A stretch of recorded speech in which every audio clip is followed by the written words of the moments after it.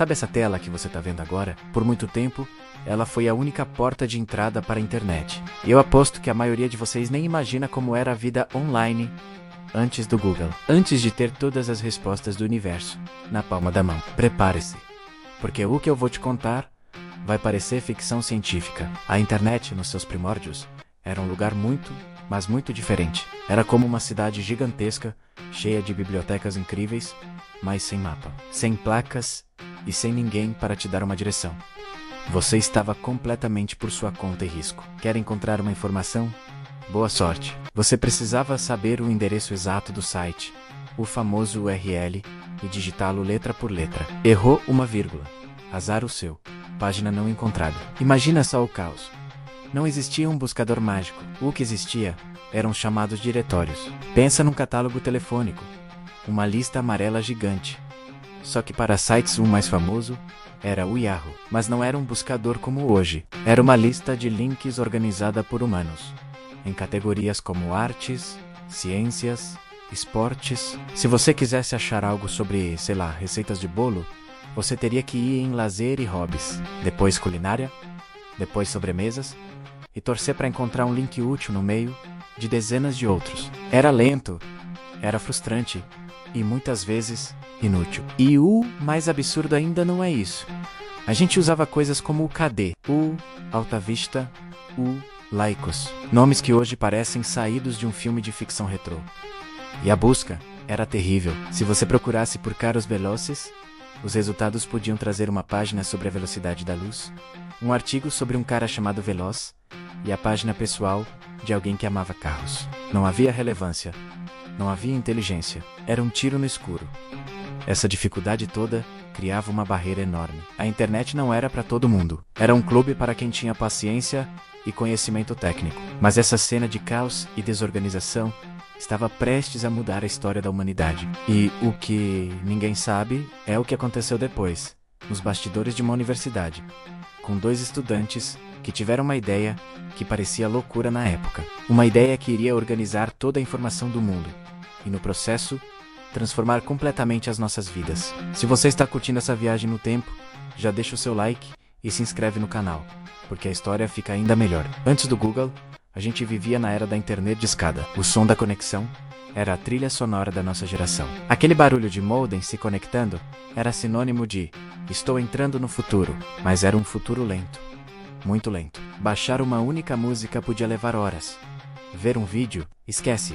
Isso era coisa de filme. As páginas demoravam uma eternidade para carregar, imagem por imagem, linha por linha. A paciência era uma virtude obrigatória para qualquer internauta. E a comunicação? Antes das redes sociais, a gente tinha as salas de bate-papo, como o Mirk ou o ICQ. Eram ambientes totalmente baseados em texto. Você criava um apelido, entrava numa sala com um tema qualquer e começava a conversar com estranhos do mundo todo. Era anônimo, era caótico e era fascinante. Foi ali que muita gente teve o primeiro contato com pessoas de outras culturas, que fez as primeiras amizades virtuais. Mas também era um terreno perigoso, sem moderação. A verdadeira terra de ninguém. A informação que a gente encontrava era limitada ao que as grandes empresas ou universidades decidiam colocar online. Não existia essa explosão de conteúdo gerado por usuários que temos hoje. Os blogs estavam engatinhando. Os fóruns eram de nicho. Você não tinha a opinião de milhares de pessoas sobre um produto antes de comprar. Você não tinha tutoriais em vídeo para consertar qualquer coisa na sua casa. Você dependia de portais de notícias e de sites institucionais. Foi nesse cenário que em 1996, dois estudantes de doutorado de Stanford, Larry Page e Sergey Brin, começaram um projeto de pesquisa. Eles não estavam tentando criar uma empresa bilionária. Eles estavam tentando resolver um problema acadêmico. Como organizar os documentos acadêmicos da universidade de uma forma mais eficiente. A grande sacada deles, que mudou tudo, foi a ideia do PageRank. Em vez de apenas olhar as palavras-chave numa página, como faziam os buscadores antigos, o sistema deles analisava os links. A lógica era simples e genial.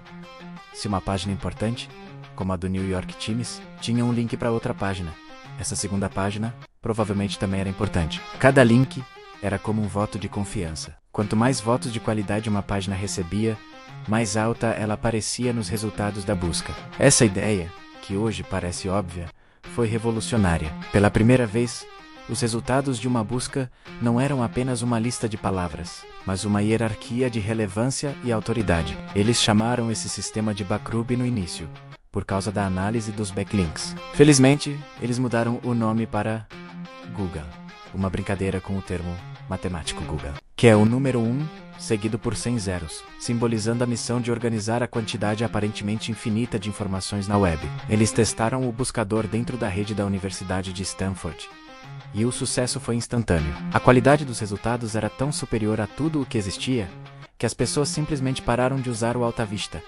E os outros? O boca a boca se espalhou como fogo. A interface era limpa, simples, apenas uma barra de busca no meio de uma página branca. Era o oposto dos portais poluídos da época.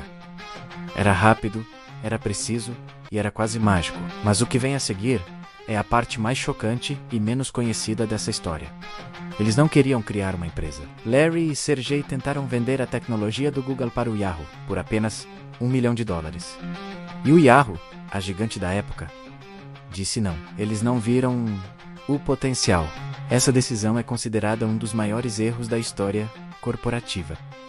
Ao recusar a oferta, o Yahoo abriu caminho para que o Google não apenas se tornasse um concorrente, mas para que ele dominasse o mundo digital de uma forma que ninguém poderia prever. Essa rejeição forçou os dois jovens a criarem sua própria empresa, em 1998, numa garagem alugada. E o resto, como dizem, é história. O Google não só organizou a internet, ele a refez a sua imagem. Ele mudou a forma como aprendemos, como nos comunicamos, como consumimos, como nos localizamos. Aquele mundo assustador e caótico de antes do Google foi domado. Hoje, a gente nem pensa mais em buscar na internet.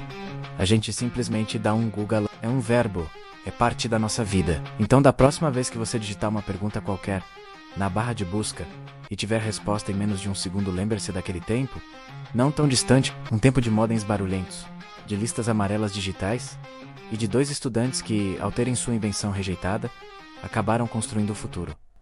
Obrigado por assistir até aqui. Se você gostou de desvendar esse passado da internet, não se esqueça de deixar o seu like, se inscrever no canal e ativar o sininho para não perder as próximas histórias. Até a próxima!